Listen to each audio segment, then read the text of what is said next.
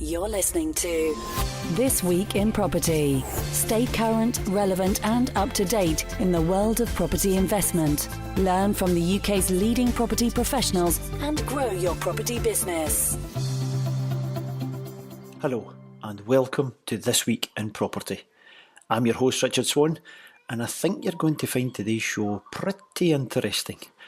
There's a very interesting young gentleman by the name of Osei who is on the show, and it was great chatting to him because he has launched a very interesting venture.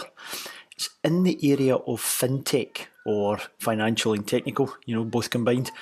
And what do I want to tell you? I don't want to tell you too much about it. I will say that the ever-known problem of first-time buyers trying to access the property market, let's just say that that's the area that Osei is trying to target, trying to help and trying to provide service to. So, a great wee chat, all about his background, all about how the idea came to him, the challenges, the milestones, the fascinating angles with the coding and how it all came about, the mentors involved, venture capital funding, you name it. And we are at the early enough stages where we get to see exactly what he's building before the general public is going to see it all unveiled. So yeah, pretty interesting in several different layers. So without further ado, here is Osei. So, Osei, welcome to the show. Great to have you. Thanks for having me. It's a pleasure to be here. Really good, and it's a very interesting venture that the listeners are going to hear about. I'm not going to give anything away because I want to get into the chat and understand exactly what you've been up to and how you're helping people, because it's going to be an interesting thing for people to listen to. But let's talk to the man himself. First of all, what's your story? How did you get to where you are, to this point where you've launched this venture, and I'll keep the mystery around it. Yeah. How on earth did you get here? What's the journey? What's behind you when it comes to careers and so on and background? Sure. So the journey started whilst I was at university. I had done my summer internship in my second year at a startup accelerator called Startup Bootcamp FinTech. So I was surrounded by all these entrepreneurs, all on their journey, trying to accelerate their business, trying to validate, and in the FinTech industry. And it's so... it's such a fast-paced environment to be in, and you see so many people just scrapping ideas, starting again. It's very energetic, and it was so inspiring. And from there, I knew that I wanted to get into the route of entrepreneurship myself. I just didn't have an idea. You had the passion, but not the idea. I felt like I had all the tools I needed because I was just sitting in every workshop, every masterclass, every session, just soaking in all the expertise that these people were giving off. And I was just, I was ready to roll. But so I thought I could just try any random idea. So when I went back to do my final year at university, I was trying all these other ideas that, they weren't great. I was just doing it just because I wanted to start something. So of course, none of those really lifted off. But I still had that fire in me. And when I was leaving university, my older brother had some money saved up, and he was talking about, buying a home. So we was just looking into this together. And we were just shocked by, how disjointed this industry is and how hard it is for first-time buyers, let alone not just to buy, but just to understand what they need to understand and put them in a position of, greater confidence to say, okay, I fully understand what I need to do, when I need to do it, and how I need to go about it. And it was just, for us, every step of the way was just a confusing journey, and we wasn't sure where to go. We didn't have the right help. When we went to we went to the local bank just to talk to them. Their mortgage brokers wasn't that helpful to us at the stage we were at, but they said, come back in 5 months and we can help you. So he's just going around this journey, and we thought, okay, thought to myself, this isn't right. This was kind of the light bulb moment for me. Let me try and do something. So the mortgage journey is where I wanted to start off with. And I looked at that and thought, okay, this is where we could have the most impact to make this a digital journey. Because, we book for the bank brokers, and you'd wait weeks to have your appointment, and then that appointment would be hours long. And we just thought, that shouldn't be right. When compared to other industries, everything's instant. I could order off Amazon and get something in a few hours. So just comparing that to that, we thought, yes, huge potential to get some innovation in this area. But when we started doing our research, we noticed, there's already some big players in the digital mortgage journey.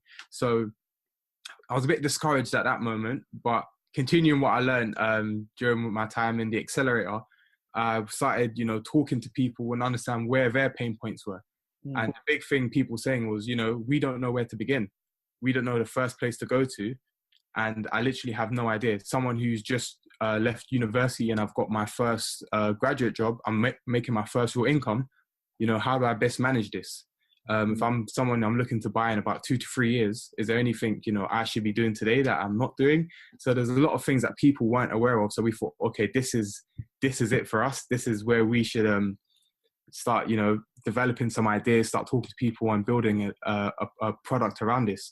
So that's what really gave birth to Huuti, which we started looking at, how can we provide everything for a first-time buyer to get them mortgage ready.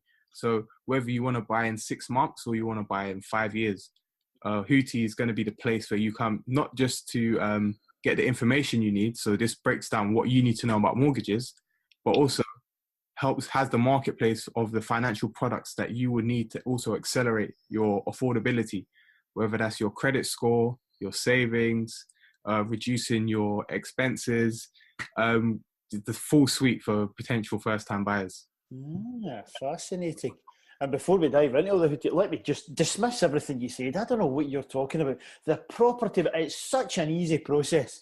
I mean, it's just a doddle, and solicitors are so quick. Mortgage companies are just instantaneous. I don't know what you're... Yeah. Oh my goodness. It's incredible how medieval it is at times, isn't it? It really is. It's an industry that's been stuck in time for so long. And we're in this world where we're on our phones, we're on our smartphones, we're checking things in instantaneously with people around the other side of the world.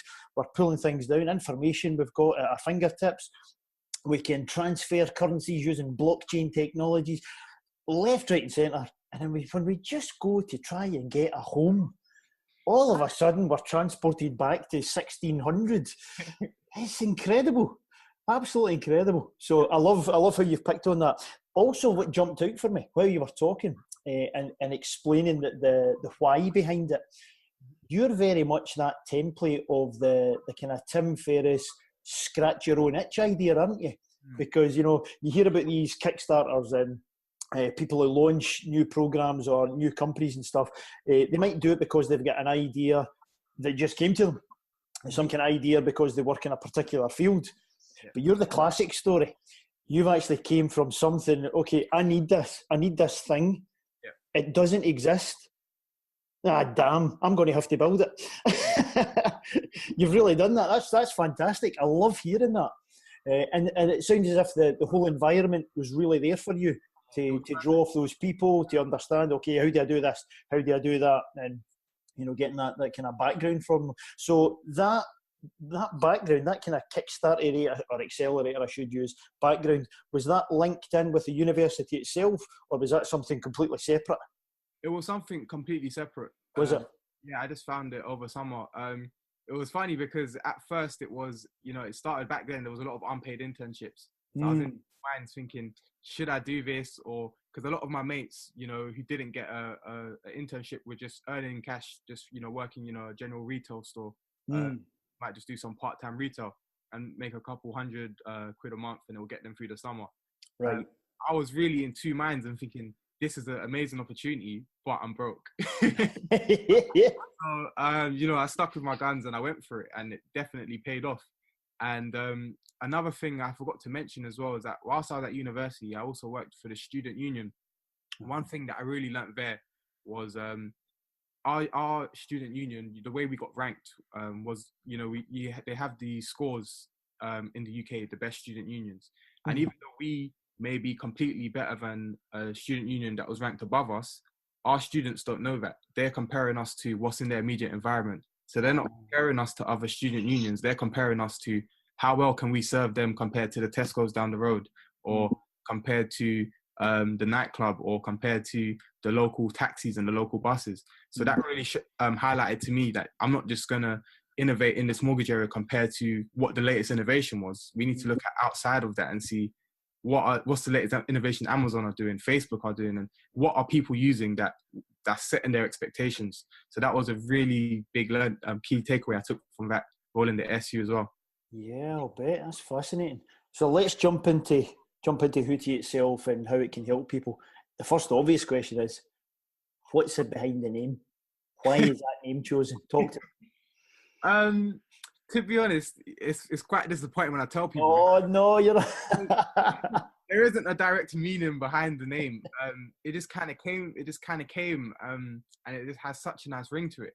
Just a kind of catchy feel. Is that all it is?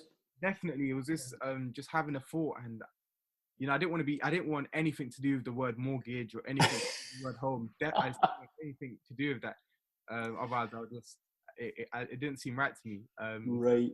Running a FinTech startup, you had to go with a really quirky name that has a ring to it. So I feel so bad telling people this because there's no story or meaning behind it. I thought we were going to get this amazing profile. Oh, you've no idea. I was in Peru. I was in an ayahuasca ceremony, and it came to me, and my great-grandfather used to be called so-and-so Huuti, and then no, nothing. It's just catchy. It sounds like Uber. Oh, what have you done to me, Osei? What have you done?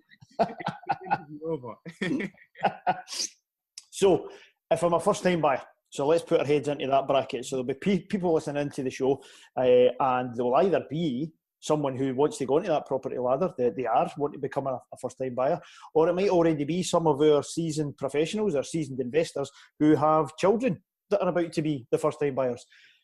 What's the kind of starting point for them? So the links to the website are in the show notes. That's great. People can go and check it out. But when someone comes to that interface, that portal, what do we expect? What's the kind of start of the journey for them, do you think? Okay, great. So the way the user journey breaks down like this. So a user will sign up on the website, and what will happen is that they'll be asked to set a goal. So for example, they could say, I want to buy my first property in 2 years' time or in 6 months' time. And I'm looking at a 2-bed in Bristol. That's going to be 250K as an example. So that's the first immediate thing. They set their goal. So we understand their timeline and a rough idea of their budget. Of course, they can change this later down the line, but this is just for the immediate part, just to understand what they're trying to achieve. The next part is understanding them and where they stand financially. So thanks to open banking, we're able to actually sync into their bank accounts, and we're able to understand a lot of their finances and where they stand, what they're missing, what their payments are like. So this gives us an idea of who they are financially. So once we understand that, we can then fill the gap and say, this is where you are now. This is where you're trying to get to. This is everything you need to do to get you there. So we base that on some basic financial, assumptions that people know nowadays. So if your savings aren't in an ISA, it makes sense, where are you going to get the best interest rates? So those are just some of the basic financial assumptions, and others are looking at lenders' criteria. So if your spending habits are, if you have specific spending habits that are risky, but you would have no idea until you actually apply for your mortgage, we're going to flag that up way before it becomes an issue. So what we provide for our users after they've set their goal is what we call an affordability report. So this is the first thing someone will get, which kind of gives them, it's like a health check. It shows them, this is where you stand. These are some things that stand out to us right now. And this is what you could start doing today to improve that. So that's the first thing a user gets, is their affordability report. And that highlights 4 areas. So their savings. So it says, this is how much you need to save each month and for how many months to reach your goal, with a minimum deposit of X. Based off what we understand, you qualify for these government schemes. So these are some of the government schemes that can reduce your deposit. Then we look at their income and expenses, and we highlight, like what I just said to you, this is how your spending breaks down. X amount is in committed debts, X amount is in your lifestyle costs and your living expenses. And we show them, okay, currently, if you have 50% of your income is going towards committed debts, this isn't going to look good in front of lenders. So this is so we give them that insight immediately to show them, okay, if you're thinking of a plan in 8 months, maybe you want to finish paying off some of these first before you make that application. We let them know, okay, this is how much it's safe for you to save each month based on your living costs. This is where you can reduce some spending in your lifestyle costs. This way you can make some cuts to help you save more. This is for people who, if they're required to save 500 quid a month, but they're only able to save 300 quid just because of their income. We show them, okay, let's see where we can cut some costs to help you get there. Or let's see, how can we reduce your goal? Or let's see, can we add a partner to help you on this? So that's what we're really big on, is helping people co-buying as well. But I'll get into that aspect in a second as well. The next part is looking at users' credit score. So we show them, this is some things that stand out to us on your credit score. These are the red flags. These are things that you're doing well. This is what you can do immediately. The next part, the final part, is showing them, okay, once you are approved, if you are approved, this is how much you could expect to pay. Because the big thing with our users is that they want to know immediately, okay, how much is this going to cost me? So we show them, okay, this is how much you could expect to pay. And with this expected payment or this expected mortgage loan, this is the recommended income you should have. So why we really like this aspect is that if, you're earning 20K, 30K, a lot of lenders have an income multiplier that say, we won't lend above this amount. So it helps them get a rough idea of where they stand and also see, okay, let me push for that promotion, or let me see, how does my income currently stand? So we give them a recommended, say, we recommend your total income should be 50K or 45K or 80K joint, depending on, your mortgage loan. So we really want to give every single possible insight we can that puts them, the key goal of Huuti is to not only get people mortgage ready as fast as possible, but we also want them to be in the strongest position possible. So it's not about, get them to the minimum level they could be and get a cheap rate with a huge interest rate, but we actually want to put them in a really strong position. So that's what the affordability report provides. And after that, it's just continuous insights and updates. You've hit this milestone, or your credit card, the introductory rate is about to run out in a few months. So eye on that. So it's just these instant alerts that we get in to keep them on top of their finances, along with, the long-term goal of progressing towards getting on the property ladder. Gotcha. Right, that is fascinating. There's tons of stuff that was jumping up there as you were talking. So I'll pick away a few of the threads for you and get to understand more. That financial aspect, that the affordability thing, talking about someone's expenses, their income level, their budgets, where they've got debts, where they can improve, all that kind of stuff. That's a fascinating area.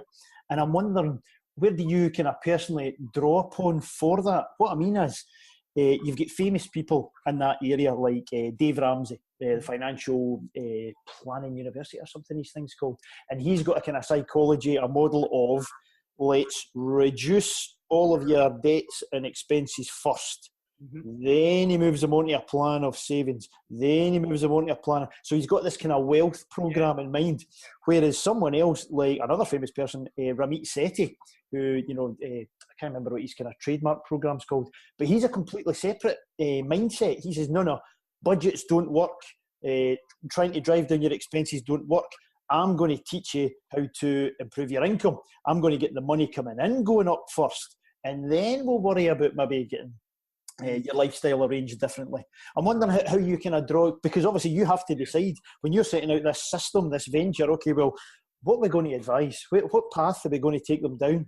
How did you kind of juggle with all those different theories? It's quite interesting. You could say we're somewhere in between that. But we do definitely follow that. We were planning that chronological order of, okay, if you're in debt, let's help you reduce that debt first. Right. But once you've reduced that debt, now let's help you invest that cash. Let's help you earn more. However, because we're really, really passionate about helping low-income households as well. But some reports, it's strange enough, where it shows that a lot of people who are in debt, they're actually not worried about paying the debt off first. They're worried about, they care more about saving money than paying off the debt. So if you earn £1,000 and your debt was, let's say £1,000 a month, they would rather save that £1,000. No, they'd rather save 800 quid and pay off 200 quid a month, kind of thing. So it's quite interesting how we was looking at it. So we're trying to balance it. With the affordability report, we kind of show them everything at once and help them choose what they want to prioritize. Obviously, in our minds, depending on the debt, get rid of the debt first, because it can harm you if the interest rate. So we show them everything they can do Uh-huh. And we help them prioritize. Okay, this is Right. number one. This is what's But I can still decide which path I want to go down. You're showing the full picture, and then also based on your experience, your background, you're saying we would probably advise this piece here, and then they can still personalise it to say, well, actually, I want to kind of go this way first of all. so. Right, interesting. Yeah, the key thing for us is putting the user in control of their journey at every step of the way. So we're not trying to force someone down the route of, you know, open up an ISA or apply for the shared ownership scheme, do this, Sure. but them choosing, okay, this is right for me. And then as we grow, as we get more data, we'll understand, you know, we'll start to pick patterns and see what are the routes that most people go down, and it will help us develop it further. And that's the beauty of the tech part of FinTech, isn't it? The way that we can use data these days is just remarkable. I mean, is that a big part of your algorithms and so on when you're thinking about the mortgages, the mortgage providers, what they're looking for? You mentioned it while you were talking there. You know, I don't care what your salary is. We're putting in these caps, you know, for our mortgage product. Are you using a lot of that when it comes to your algorithms? You're looking at the mortgage market, looking at the products, and then coding that into a certain equation, if you like. The long-term goal is to move towards that. Right. There are some, like I was mentioning, in different industries, there are some companies who provide alternative finance for SMEs, and they've gone away from not just, you know, here's the best loan comparison. They've gone all the way towards immediate approvals. So, and this is just a journey they've gone on through understanding lenders, understanding their borrowers, and slowly getting better and better each time. So they went from 1 week to 3 days to 1 day to immediate. So kind of journey we're looking at, and you know, we still need to better improve those relationships and understand lenders, because the criteria changes all the time. So we don't want to be in a position where we're telling someone something new every day. So we're just letting them know this is the kind of basic rule of thumb that most lenders go by. If you've spending 600 quid a month on Bet365, it's not going to look well. So these are the kind of things in terms of mortgage lenders criteria we're looking at, just the kind of basic, well, I wouldn't say well known, but to most people who bought property will be well known to them, but not to first time buyers. Right, of course, exactly. And that goes back to what you were saying at the start of the story. People don't know what they don't know. Yeah. You know, that's part of the purpose that you're trying to help them. Right, nice one. The other thing that popped into my head, you were talking about a wee example with I could set my goal of the 2-bed in Bristol, I think it was you said, for example. 2 questions out of that then. Number one, where is this for? Is this just England and Wales? Is it UK wide? Where are we geographically when it comes to? So for now, just UK wide. Right. And then we're gonna, you know, once it all depends on the journey really. We wanna first of all make sure that we're providing the right value, because in my mind I could think completely different to potential users. So we're still on that journey of validating and making sure that someone is getting value from this. So far so good. It's been looking well, but we just want to make sure we nail this. And once we do that, then we can look at our plans for global domination. Fantastic. I love how you said that the throwaway line at the start, we're just UK wide at the moment. That's tremendous. The second part of that wee question that popped out is, when I put in, so I'm the user, and I put in my target is, in 2 years' time, I want a 2-bed in Bristol, 250,000, whatever the figures were you said. Is that just a user inputted data, or has your system got any hook into property data? You know, for example, does Huuti look at the property prices in particular areas, or does it just concentrate on the user and their spending habits and their credit profile, etc.? What's the connection? Yeah, at the start, just keeping it simple, letting someone purely input what their desires are. In the long term, we have had thoughts about this, but it all depends, because, you know, it's like making, you know, you don't want to give overkill. You could put all of this fancy tech in, and then someone just says, I just want to tell you, rather than, you know, clicking on a map and click a specific house. This house is quid a month and blah, blah, blah, blah, blah. We don't want to get into all of that just yet, but it's definitely in our minds for long-term plans, making it more intelligent, incorporate more open data to understand property prices in different areas. what the changes have been over the past few years, what the average house price is based off, you know, if you said you want to have 2 kids in the future, you want a 4-bed house near a school, blah, blah, blah, blah, blah. We want to look into all of that, but we don't want to give overkill right now. We just want to make sure, can we help someone get towards the property ladder? Yeah, exactly. You don't want to overcomplicate, don't you? Not. Okay. Something that's really complicated. You know? Excellent. Right. You mentioned someone's credit score, big important part of it, as you well know, with mortgage companies and stuff. When I hear credit score and helping someone with a credit score, some potential competitors pop into mind, like ClearScore, for example. Where do you see yourselves positioned with them? Is it different? Are the competitors? Is it? Yeah, so ClearScore are massive. I would say we're different, not directly competitors, purely because in terms of credit scores, what we're looking at here is just educating people, one, on where they stand, red flagging, you know, what's good, what's bad. What key thing for us is, as you know, we're focused on property, and we're going to have users who are paying rent. And what we want to use is our platform for people who pay rent to, I don't know if you're familiar with the rent recognition scheme. So this is people who are paying rent, it will contribute towards their credit score as a financial commitment, rather than them with a low credit score saying, okay, if I need to rush to get my credit score up, let me just take out a loan I'm able to pay back. Yeah. So this is something you're already paying. Let's get this contributing to your credit score, and let's help you get more value out of your rent. Gotcha. That makes sense. Understand that. The very first part, I'm going back to it, I've written down, scribbled down loads of notes here because everything you're saying is fascinating and I want to dig into so much of it. We've got a user, we're giving information, I'm putting in my targets, I'm putting in my income, I'm putting in my finances, I'm connecting you to my bank account, all this kind of stuff. We know where we are in this world when it comes to fears and things. What would you say for users when it comes to things like security, encryption, compliance, data protection, that kind of stuff? How have you attacked those kind of challenges with the venture? Yeah, so at first, you know, just because I'm not from a strong, you know, cybersecurity background, it was a huge discovery journey for me to understand as well. So we've had a few mentors in GDPR, got a mentor who works in a large bank who's in the FinTech delivery team. So we really lean on them a lot for the experience of making sure that I'm, you know, the way I've mapped this infrastructure on the tech side, that our users are going to be safe.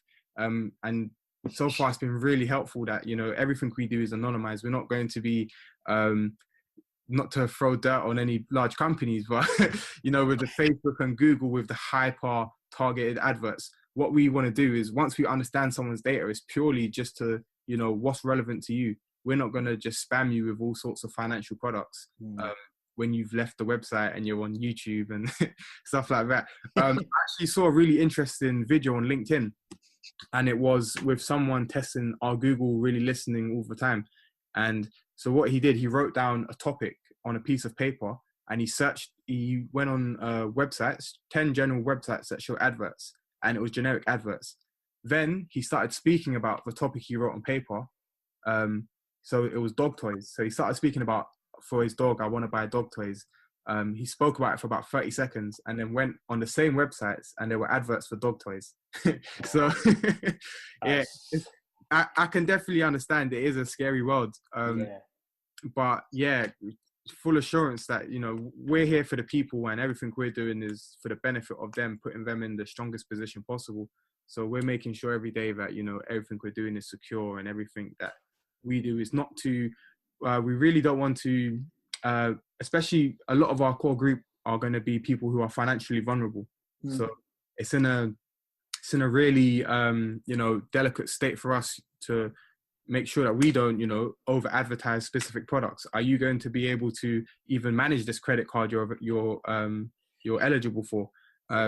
So one key feature we're looking at as well is, when we show people stuff they're eligible for, let's actually give them, you know, let's help them test it out. So you could run, you know, a live demo. This was your spending with this credit card last year. This is how much you paid on interest. This is what it would have been if you had this card. So we help them run, you know, a simulator. This is what my savings would have been like with this ISA. This is what they were currently. Run a simulator over 6 months, 12 years, just to help them see before they actually, you know, go forward with it. We want to make sure, you know, it's all about the data, making sure they're as empowered as they could possibly be. So yeah, it's definitely a big topic, especially with everything going on nowadays. Like I mentioned with Facebook and Google. Incredible, isn't it? Really, that was a fascinating example you told me. Absolutely incredible. It's amazing how it's all connected these days. And it does, and then it becomes one of the concerns, as you say. Yeah, Joe Public wants to know what's happening here, and if I give you my information, what are you going to do with it? Yeah, totally. Just another box we need to tick as a business, isn't it? Yes. So, challenges. What's been some of the biggest challenges for you? What's been the times where you almost gave up? Admit it. Come on, confession time. Come on, Osei, tell me the truth. We're entrepreneurs. We've got entrepreneurs listening. We know it's not all plain sailing, isn't it? Not. Yeah, definitely. I think first of all, for me, I was very deluded about the length of the journey. So when I started Huuti when I left university, but I was not when I graduated. I'd done a sabbatical year at my student union. So straight after that, I left and said, okay, let me focus on Huuti. Let me spend like 6 months and then get funded or something. So I was really, really delusional. So I said, okay, I won't need to get a job. I think I could survive with what I have for about 6 months at least, and then go out and do my thing. And that was not the case at all. I think the cash I had saved up was probably about less than 4 months I was able to survive on. There were some meetings where, you know, in central London where I had no cash on me at all. I couldn't even take the tube. I had to walk. It was really, really, I don't know if you've seen the film Pursuit of Happiness. Oh, yes. Great film. Some moments really felt like that. So then I said, okay, yeah, no, I definitely have to get a job, because the way we're learning and the way the idea completely changed constantly from feedback and just testing it out in the market. There's no way this is going to be lifted off in a few months. This is going to take a lot of work. So that was the first challenge, just going through that pursuit of happiness.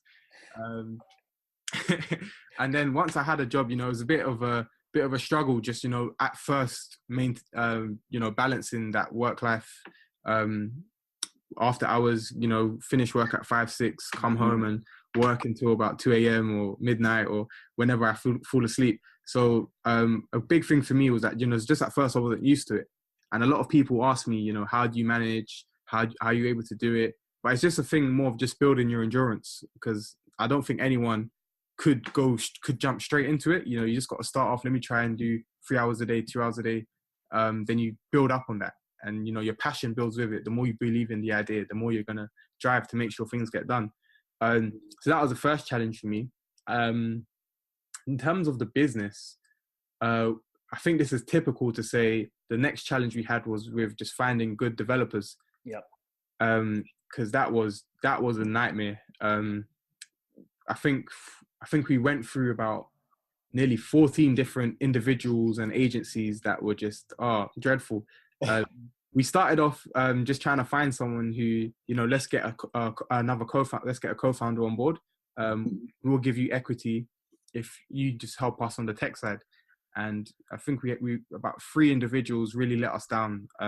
So luckily, you know, we asked them to prove themselves first before we agreed to anything. So we got let down by those 3, and then we said, okay, let's pay someone to do it. Let's just pay.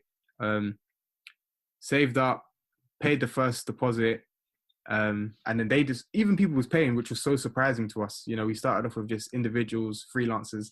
Was paying individuals. They weren't meeting deadlines, or the work wasn't getting done to the standard we want. So then we have to spend time getting the money back, spend time finding someone else, then spend time talking them through it, and then repeat. And I'm not here to, you know, dish out any dirt on any tech guys, because we found some really amazing ones. So it's all a matter of just finding the right people. So not everyone's going to be right for you. But that was just a huge learning curve for me, just how to manage people and work with tech guys, because they speak a different language. that is for sure. And it's not even coding sometimes. That was a cool testimonial actually for what was the phrase I was thinking of there? The glamorous life of entrepreneurship. Yeah. Yeah, the pursuit of happiness and running about central London yourself and not having money. No, you've told the truth. You've been honest and vulnerable, and I love that. And it's so true, because if we can expect it, then we can get through it. We can build up that resilience that you were talking about. You know, that's the thing. Fantastic. So what about the flip side? What about the good side? What's been the most satisfying or the best milestone or accomplishment, etc.? So one of them directly opposite of what I was just talking about was when we actually found the perfect group of tech guys for us. That was, it was just like, you know, it was a hallelujah moment. Just everything was turning around for our good. And I think it was about a year. We spent about a year battling, going through different individuals or different agencies to develop this product. And you can imagine losing a year. We didn't lose a year because, we were still doing other things in the meantime, but it could have been a lot faster. And of course, finally find the right people was just amazing for us. And it felt like, this is a reality and this is possible, because we're back on track. Yeah. When we were going through the bad moments, I felt like, maybe this isn't for me. Maybe entrepreneurship is for that guy whose dad's a millionaire and can fund a huge team to come in. So you did have those thoughts then? Yeah, I did. Happy to admit that. Yeah, I did have those thoughts at some stages. I think a lot of the time you feel like giving up, and that really reinstated it for me that this is going to happen. And another one, it was just kind of just to support that as well, just to reinstate that there's people out there to help. Yeah, because you mentioned the different mentors and stuff before as well. Has that been a big thing for you? Definitely. So even most recently, we reached out to a VC fund who, we were just trying to explore and get some feedback and see, okay, this is where we are on our journey now. What's the the next map in terms of us getting funded? Mm-hmm. And it's, you're too early stage now, but just because of, we like you guys, we're happy to help you on your way. Like, they were happy to incubate us. Because they had a few connections in other prop tech companies who we could potentially work with. And this was, I was just blown away by this. I was just thinking, wow, this is amazing, because this could really accelerate our growth. And you hear a lot of talk, and you expect VCs to be these vultures. The big angry men, the suits who just don't care. Yeah, but these guys were amazing. And even though we haven't, formally agreed anything yet, that was just the opportunity itself for me it just helped me, the more I do this, the more opportunities I seek. The more you keep talking, the more you ask, the more you share your vision, your dream, what you're trying to do, and then you found, actually, no, people are there. People are going to help me. That's brilliant. That is absolutely brilliant. I love it. Listen, I want to be respectful of your time, but to kind of finish up the package and put a wee bow on it, that's great looking back and the challenges and what's been good and stuff. But where are we now? What's the deal with Huuti now? When we're talking about numbers and stuff, the size of the business, what your plans for the future are, how would you summarise that? So in terms of the product, we are in a closed beta. So it's looking well. We've got a small group of test users. We're just making sure that they can break it so it doesn't get broken publicly. So we're just going through every little nitty-gritty aspect of it to make sure when it goes out, it's nice and shiny for the public to use. Brilliant. We're just going through that at the moment. We've had just under 2,000 people sign up. Not all of them are on the closed beta. Just a very small group, just to make sure that we get things right. So that's what's important to us right now, is making sure we get it right, and then take it to the wider masses. So that's where we are in terms of the product. In terms of the team, there are 2 full-time. And then we've got the tech team who we've outsourced to, and then we've got 2 part-time. So slowly building. Got some strong individuals behind us. As I mentioned, we've got the mentors who have been extremely helpful. So that's what we're looking at now. And in terms of funding, like I said, we're still a bit early stage. We're getting there. hopefully, you know, we'll have a nice end to the summer. Yeah, definitely. That's fantastic. And it's brilliant. I really appreciate you sharing this, because it's given the listeners a great input at a very early stage. They're getting to see you at that, you know, the beta stage, early stage, before it does become this kind of phenomenon that you're hoping it to be. So it's tremendous. We're almost behind the scenes with you, which is fantastic. So I would encourage the listeners to hook into the show notes, get connected through the website, see exactly what Huuti is doing. There's loads of guides on there, obviously, as well, that I noticed for, you know, the different mortgage products, buy-to-lets, etc., explaining the whole process and stuff. So it's tremendous. So yeah, best of luck with everything with the venture. Hope to see you coming back. If you still talk to us, I hope to see you coming back on and telling us about the massive launch and how it all went publicly. But for your time today, Osei, thanks a million. Thank you so much for having me. Honestly, it's been a pleasure. Hi folks, it's Richard here again. I really hope that you enjoyed today's show. Now listen, I've got 2 links to help support you on your property journey, and I want you to write these down when it's safe to do so. You might be driving in your car just now listening to the podcast, and that's fine, but please make sure that you get back to this and write down these links. Okay, are you ready? Got your pen in hand? So the first one, thisweekinproperty.com. Now that's the website for this podcast. On there, make sure you subscribe to the podcast so that you don't miss out. What you can also do on there is catch up on tons and tons of past episodes. There are hours and hours of property related content and some amazing guests with some fantastic insights to help you on your property journey. So that is thisweekinproperty.com. Okay, next link, propertyprotege.com. Now, let me spell that one out for you. PROPERTY PROTEGE. That's propertyprotege.com. Now, what's it all about? Well, the Property Protege Intensive is designed to give you the lift that you need into the world of property. And if you've already started, if you've already got some experience, then this can help you accelerate your progress even further. The experiences that people have had at Protege and the success that they've achieved afterwards has been life-changing for many people. So go there right now if you're serious about property and if you want to build a highly successful property business. That's propertyprotege.com. So there you go. That's 2 links to some fantastic resources that are going to help you. And listen, talking about help, can you help me to help other people? You see, the more that we can share this podcast, then more people can learn from the fantastic guests that I've been so lucky to talk to. How can you help? Well, it's very simple and very quick. Just a short review on iTunes is going to help make that happen. If you go to thisweekinproperty.com/iTunes, that will guide you to the very place that you will be able to help other people. So thank you. Thanks for doing that, and thanks for listening into the show. And I look forward to bringing another great guest to you in the next show.